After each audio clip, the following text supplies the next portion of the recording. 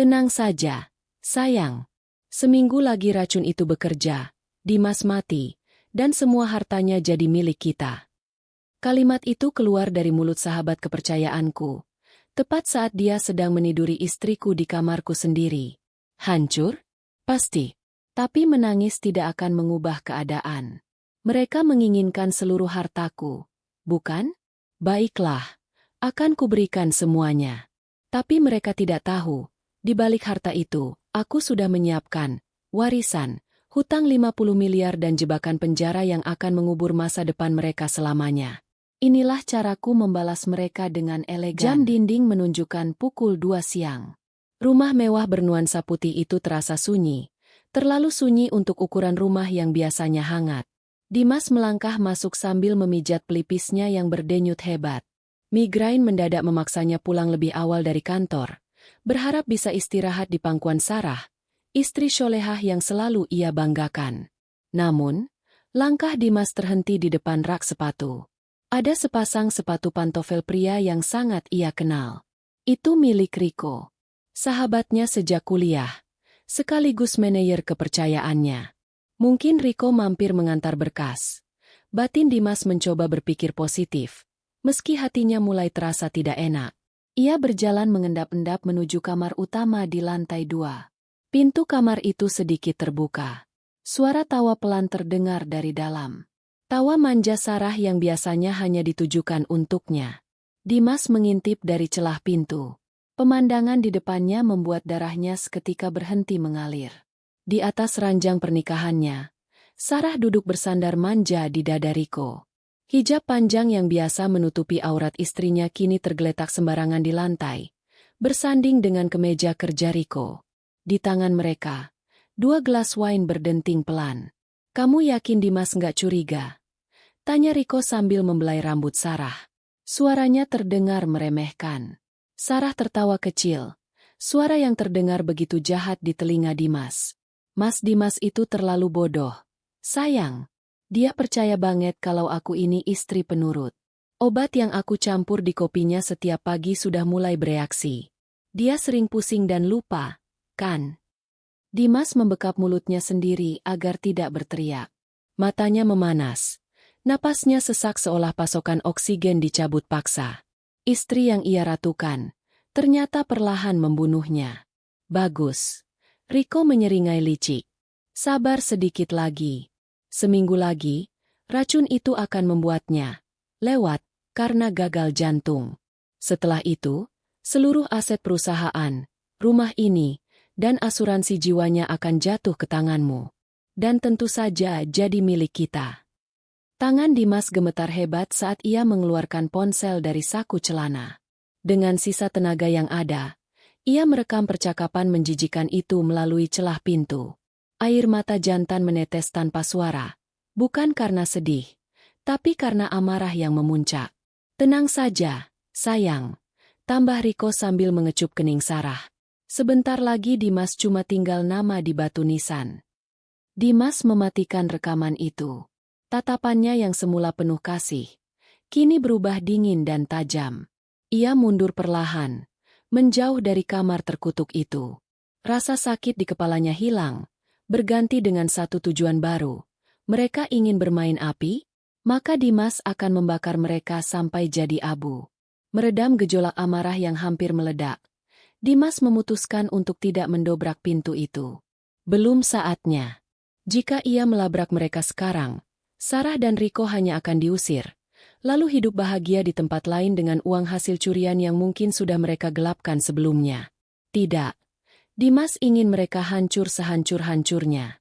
Dengan langkah kaki yang sengaja diredam, Dimas kembali ke mobilnya di garasi. Ia menyalakan mesin, keluar dari pekarangan rumah, lalu kembali masuk dengan membunyikan klakson panjang, tanda suami telah pulang. 3 menit kemudian, Dimas melangkah masuk ruang tamu dengan wajah pucat yang tidak dibuat-buat. Rasa sakit hatinya jauh lebih menyiksa daripada migrain fisiknya. "Assalamualaikum," sapa Dimas dengan suara parau. Kepanikan tersamar jelas di wajah Sarah yang menyambutnya di ruang tengah. Jilbabnya sudah terpasang rapi kembali, namun bibirnya terlihat bengkak dan napasnya sedikit memburu. Di sofa, Riko duduk dengan laptop terbuka, berpura-pura sibuk memeriksa berkas, meski kancing kemeja teratasnya terpasang miring. Waalaikumsalam, Mas. Sarah setengah berlari menghampiri, meraih tangan Dimas dan menciumnya takzim. Akting yang sempurna. Kok pulang cepat? Riko kebetulan mampir. Katanya ada berkas urgen. Dimas menatap mata istrinya dalam-dalam. Dulu ia melihat ketulusan di sana. Kini ia hanya melihat lubang hitam penuh dusta. Kepalaku sakit sekali, Sar.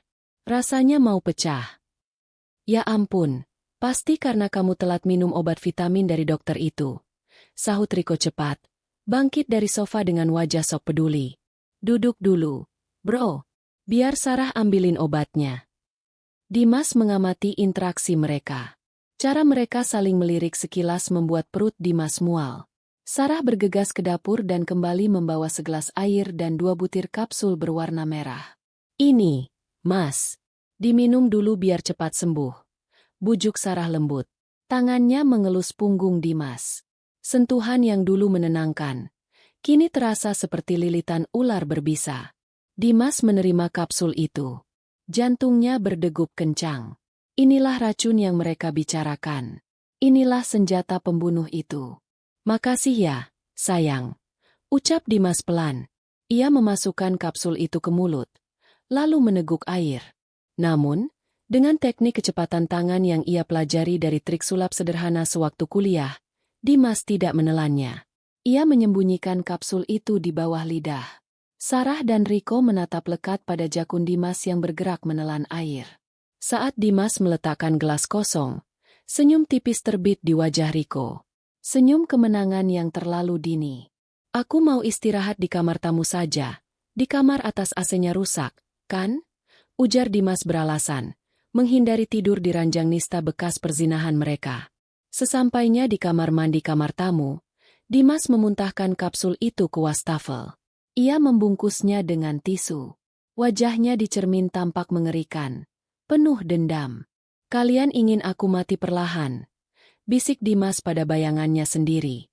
Baiklah, mulai detik ini, aktor terbaiklah yang akan menang.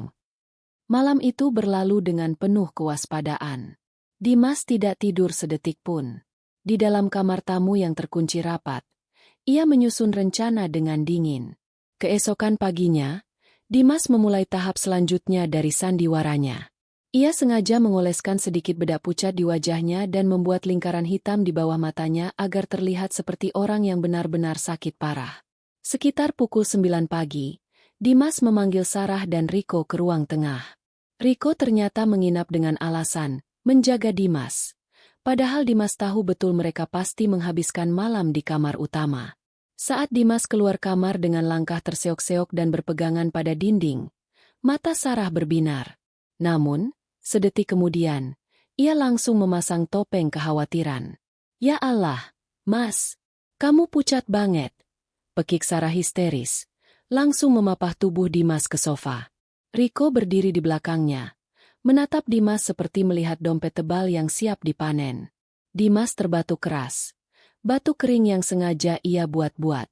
Aku merasa waktuku nggak lama lagi, Sar. Ucap Dimas lemah, suaranya bergetar. Jangan ngomong gitu, bro. Lo pasti sembuh. Riko menimpali dengan nada yang dibuat tegas. Namun matanya tak bisa lepas dari brankas kecil yang sengaja diletakkan Dimas di atas meja. Dimas menggeleng lemah. Ia menatap mereka berdua bergantian. Tatapan yang ia usahakan terlihat putus asa.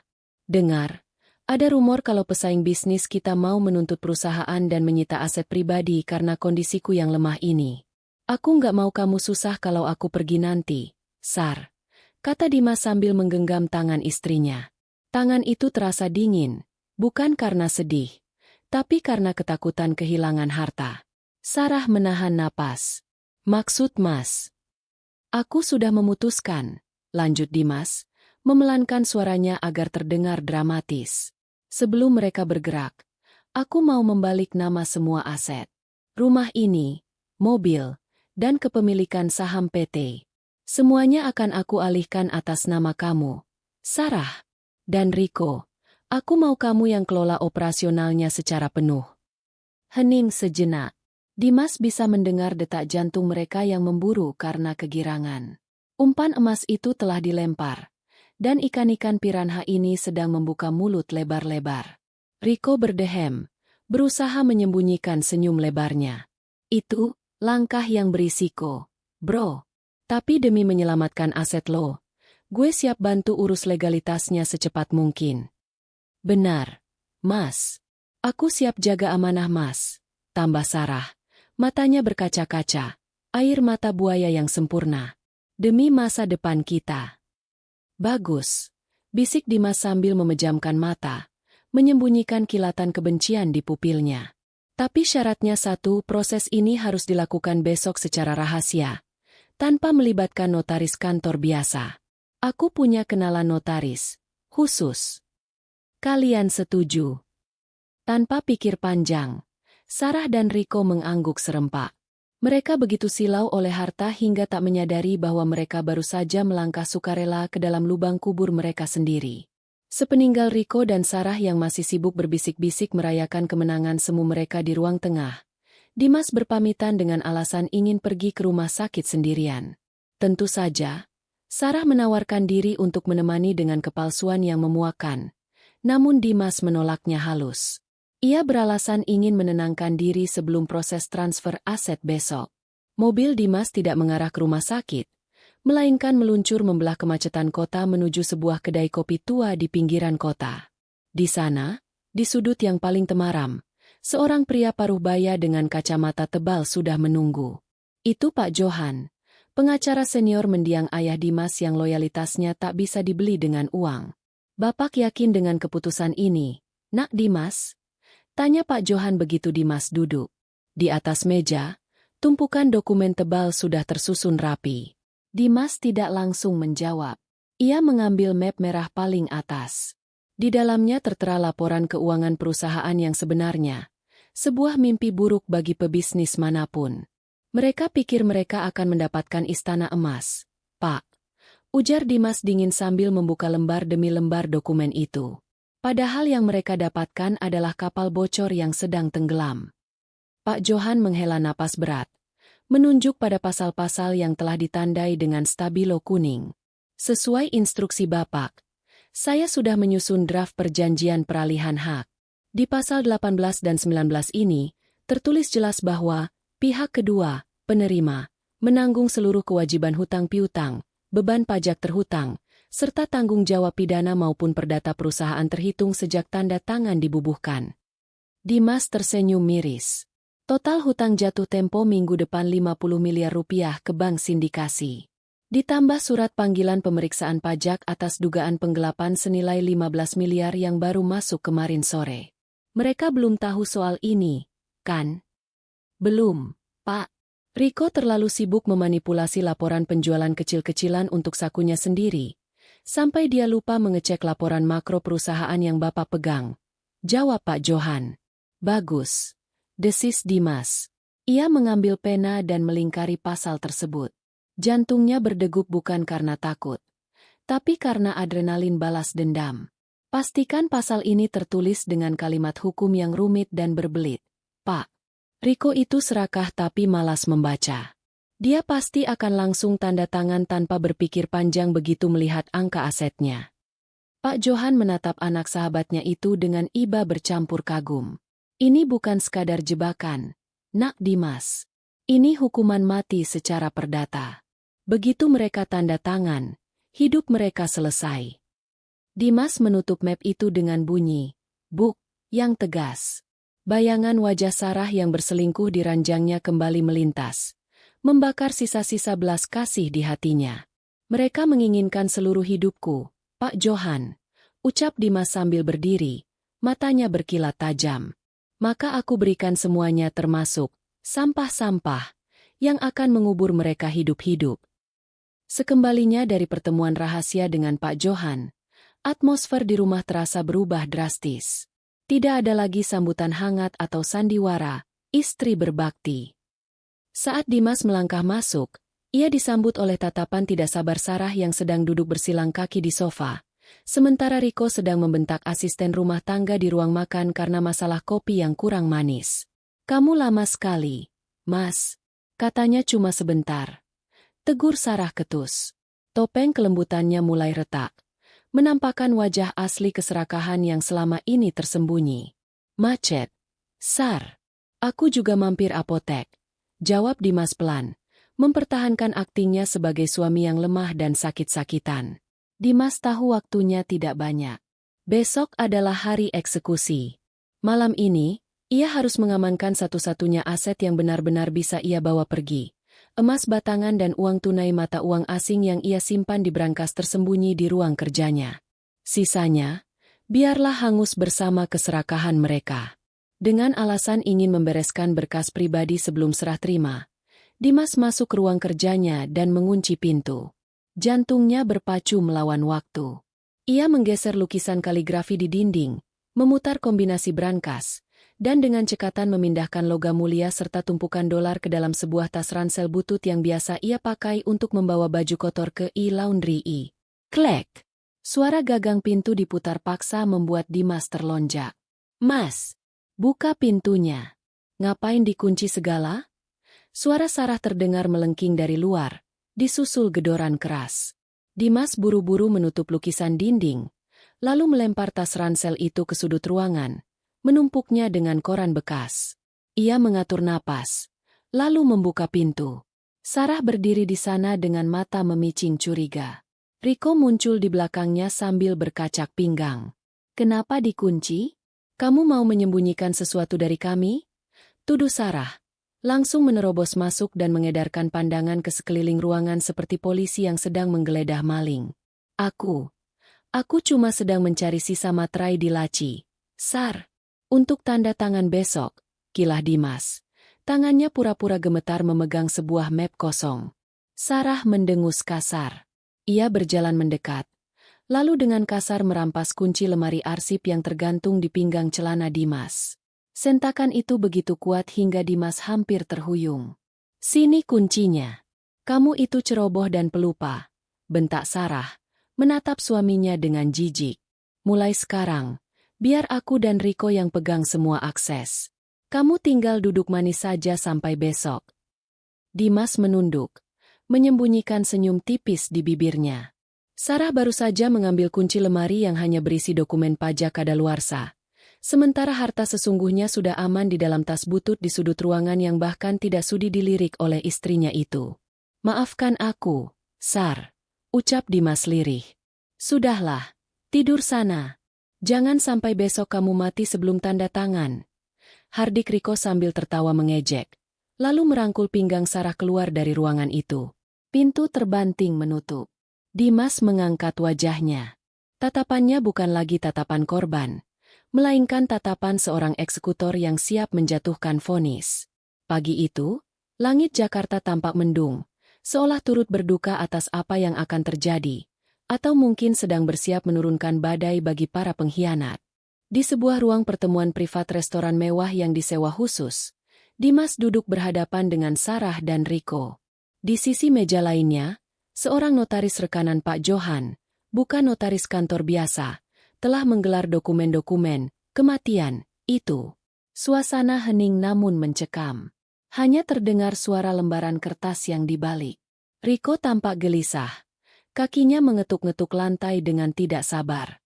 Matanya terus melirik jam tangan mahal yang baru ia beli menggunakan kartu kredit curian dari dompet Dimas. "Bapak dan Ibu sudah yakin dengan isi perjanjian ini?" tanya sang notaris dengan nada datar dan profesional. "Ini adalah pelimpahan mutlak. Artinya, seluruh hak kepemilikan PT, sertifikat tanah, dan segala hal yang melekat pada perusahaan akan berpindah tangan sepenuhnya." "Sangat yakin, Pak. Kami sudah membicarakannya matang-matang," potong Riko cepat. Bahkan sebelum notaris menyelesaikan kalimatnya. Ia tidak peduli pada frasa, segala hal yang melekat, yang baru saja diucapkan notaris. Frasa kunci yang menjeratnya pada hutang raksasa. Dimas mengambil pena dengan tangan yang sengaja ia buat gemetar hebat. Ia menatap dokumen itu dengan mata berkaca-kaca. Aktingnya mencapai puncak. Ini hasil keringatku selama 10 tahun, Riko, tolong jaga baik-baik, ucap Dimas dengan suara tercekat. Sarah memutar bola matanya, muak dengan drama suaminya. Ia mencondongkan tubuh, menekan bahu Dimas dengan kasar. Aduh, Mas, jangan cengeng kenapa sih? Ini kan demi kebaikan kita juga. Cepat tanda tangan. Desisnya di telinga Dimas. Dengan tarikan napas panjang yang terdengar berat, Dimas menggoreskan tanda tangannya. Detik itu juga, ia merasa beban ribuan ton terangkat dari pundaknya. Giliran Riko. Tanpa membaca satu baris pun pasal-pasal kecil di halaman belakang, Riko langsung menyambar pena dan membubuhkan tanda tangan dengan gaya flamboyan. Ia merasa seperti raja yang baru saja naik tahta. Sah, ucap notaris sambil menutup map tersebut. Begitu kata itu terucap, topeng mereka runtuh seketika. Riko melempar pena itu ke meja dan tertawa lepas. Sarah langsung menghambur memeluk Riko, mencium pipi pria itu tepat di depan mata Dimas yang masih duduk terpaku. Kita kaya raya, sayang. Akhirnya. Sarah mendekatkan wajahnya, seolah hendak membisikkan kata-kata manis. Namun, yang keluar dari bibir merahnya adalah racun. Mas, sadarlah, kamu itu cuma masa lalu. Sekarang, enyahlah dari hadapanku. Tanpa membuang waktu, segera setelah mereka kembali ke rumah, yang kini secara hukum telah menjadi milik Riko, drama pengusiran itu dimulai. Riko tidak membiarkan Dimas masuk ke dalam rumah untuk sekadar mengambil barang-barang pribadinya. Tunggu di sini, perintah Riko arogan sambil menunjuk gerbang depan. Ia masuk ke dalam, dan tak lama kemudian, sebuah koper butut melayang keluar, mendarat keras di atas paving block. Isinya, baju-baju bekas dan pakaian dalam, berhamburan keluar, menciptakan pemandangan yang menyedihkan. Bawa sampah-sampahmu itu pergi, teriak Sarah dari teras. Suaranya sengaja dikeraskan. Suara ribut itu memancing perhatian tetangga kompleks elit. Beberapa orang mulai keluar pagar, berbisik-bisik melihat Dimas yang memunguti bajunya satu persatu dengan tangan gemetar. Melihat ada penonton, Sarah langsung memainkan peran terbarunya. Ia memasang wajah sedih dan berteriak, "Tega kamu, Mas. Sudah menghabiskan uang perusahaan buat judi. Sekarang kamu bangkrut dan mau numpang hidup sama aku? Pergi. Aku nggak sudi punya suami penipu." Fitnah itu begitu keji, menusuk jantung Dimas. Tetangga mulai menatapnya dengan pandangan jijik. Riko berdiri di samping Sarah, merangkul bahu wanita itu seolah menjadi pahlawan pelindung, sambil menyunggingkan senyum mengejek ke arah Dimas. "Lo denger kan? Istri gue nggak mau lihat muka lo lagi. Pergi sebelum gue panggil satpam," ancam Riko. Dimas tidak membela diri. Ia tahu, pembelaan apapun saat ini percuma. Ia hanya menatap Sarah dan Riko untuk terakhir kalinya. Tatapan yang bukan berisi kesedihan, melainkan sebuah ucapan selamat tinggal yang mengerikan. Dengan membawa koper bututnya, dan tas ransel berisi aset asli yang sudah ia amankan sebelumnya, Dimas berbalik badan. Ia menyetop taksi online yang kebetulan lewat.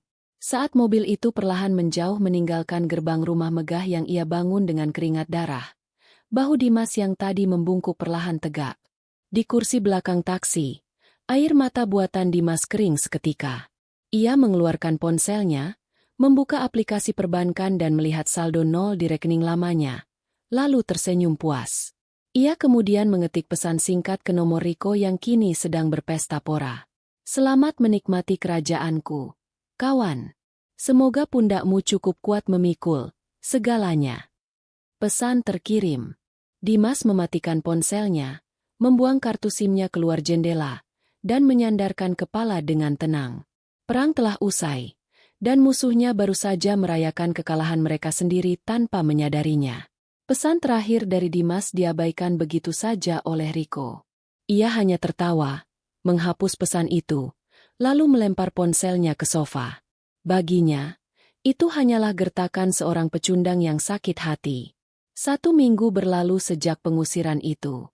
Kehidupan Sarah dan Riko berubah menjadi pesta tanpa henti. Mereka merenovasi rumah, membeli 2 mobil sport baru secara kredit, dengan jaminan aset perusahaan, dan memecat hampir separuh karyawan lama yang dianggap pro Dimas. Kantor yang dulu hening dan disiplin, kini berubah menjadi bising oleh tawa arogan Rico yang sering membawa teman-teman pestanya di jam kerja. "Lihat ini, sayang," ujar Sarah sambil memutar-mutar tas branded seharga ratusan juta di depan cermin besar ruang direktur, ruangan yang dulu milik Dimas. "Kalau tahu jadi janda kaya seenak ini, dari dulu aku racuni dia." Rico tertawa lepas dari balik meja besar. Kakinya terangkat ke atas meja dengan sepatu kotor. "Tenang saja, stok uang kita nggak bakal habis 7 turunan." Namun, tawa mereka terpotong mendadak. Pintu kaca ruangan itu didorong kasar dari luar. Bukan oleh karyawan, melainkan oleh 6 orang pria berbadan tegap. 2 di antaranya mengenakan seragam dinas perpajakan, 2 orang dari pihak bank, dan 2 polisi berseragam lengkap. Rico menurunkan kakinya dengan kaget. "Hei, siapa kalian? Berani-beraninya masuk tanpa izin."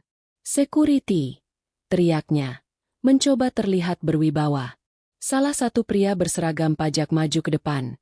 Wajahnya dingin tanpa ekspresi. "Tidak perlu memanggil security, Pak Rico. Kami di sini untuk menyegel aset PT Langit Abadi." "Apa? Menyegel? Kalian gila ya? Ini perusahaan bonafit." Sarah memekik, mendekat ke arah Rico. Pria dari pihak ban melempar sebuah map tebal ke atas meja, tepat di depan wajah Rico yang mulai memucat. "Bonafit? Perusahaan ini menunggak cicilan sindikasi sebesar 50 miliar rupiah yang jatuh tempo hari ini pukul 12 siang tadi. Sesuai akta notaris yang baru, Bapak Rico Pratama sebagai pemilik tunggal dan penanggung jawab mutlak, wajib melunasi seluruhnya sekarang juga." 50 miliar. Rico tergagap, lututnya lemas seketika. "Dan jangan lupa," sambung petugas pajak dengan nada tajam, "kami juga membawa surat perintah penahanan atas dugaan penggelapan pajak korporasi selama 5 tahun terakhir. Karena Bapak sudah menandatangani pelimpahan tanggung jawab pidana, maka Bapaklah yang harus ikut kami ke kantor polisi sekarang." Ruangan ber-AC itu mendadak terasa seperti neraka. Keheningan di ruangan Sarah itu berubah dari merah pada menjadi seputih kertas. "Nggak mungkin." Ia menoleh kaku ke arah Rico. "Ini pasti salah. Rico, kami bilang sama mereka ini salah paham," bilang Rico. Dengan tangan gemetar Rico hebat, hanya bisa ternganga. Sarah berlari menerobos para petugas menuju brankas dinding di balik lukisan. Kerajaan yang ia rampas yang kuncinya hanyalah bom waktu yang baru saja meledak di tangannya. Dengan napas memburu, ia memutar kombinasi dan membuka pintu besi itu. Harapannya hancur berkeping-keping. Brankas itu kosong melompong. Tidak ada tumpukan uang. Tidak ada emas batangan. Hanya ada debu dan sebuah sticky note kuning tertempel di dinding dalam brankas dengan tulisan tangan Dimas yang rapi. "Zong, mana uangnya?" "Mana?" jerit Sarah, mengacak-acak isi brankas yang kosong itu seperti orang gila. Seorang petugas bank yang sedang memeriksa laptopnya berkata datar, "Rekening perusahaan sudah dikosongkan secara legal oleh pemilik lama 3 hari lalu untuk pembayaran vendor fiktif, yang ternyata kembali ke rekening pribadi beliau yang tidak terlacak. Saldo PT saat ini minus." Mendengar itu, Rico yang sedang ditahan oleh 2 polisi mendadak beringas. Ia menoleh ke arah Sarah dengan mata merah menyala. "Dasar wanita sialan. Ini semua gara-gara lo," teriak Rico, ludahnya menyembur. "Lo yang maksa gue tanda tangan cepet-cepet tanpa baca. Lo yang buta harta. Lo nyalahin gue." Sarah berbalik. Wajahnya tak lagi cantik. Kini bengkak oleh tangis dan amarah.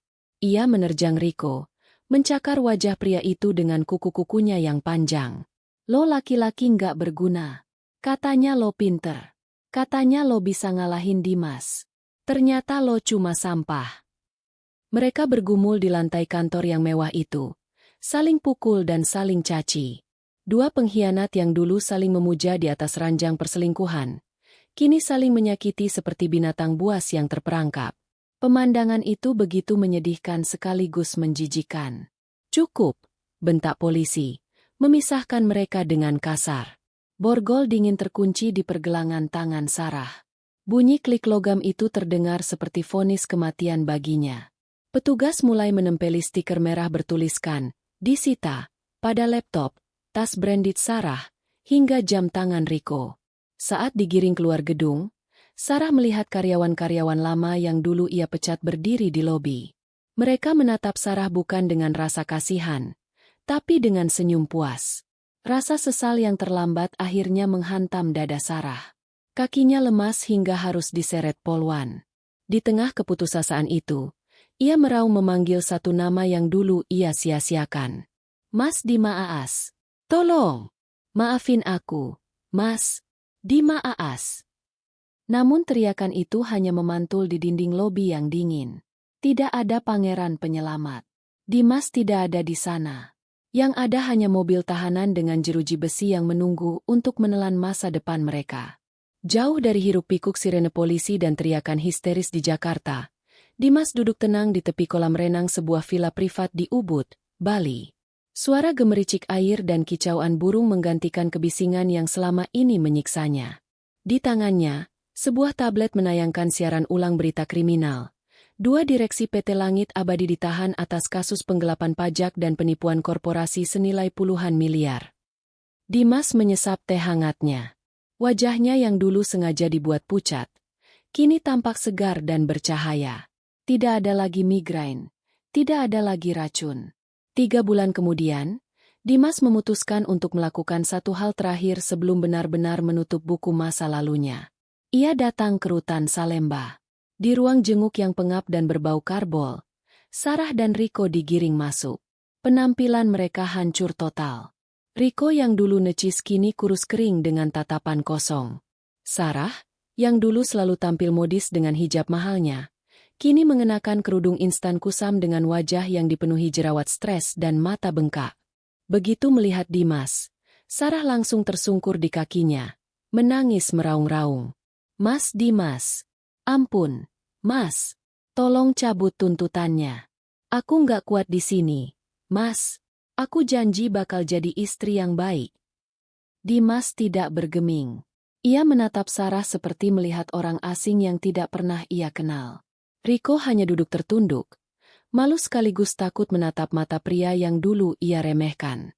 Gue nyesel, Dim, ucapnya lirih, suaranya parau. Dimas menghela napas panjang, lalu berjongkok menyajajarkan wajahnya dengan Sarah. Kalian menginginkan hidupku, kan? Kalian menginginkan perusahaanku, rumahku, dan semua asetku. Sarah mengangguk cepat penuh harap. Dimas tersenyum tipis, senyum yang sangat dingin. Aku sudah berikan semuanya.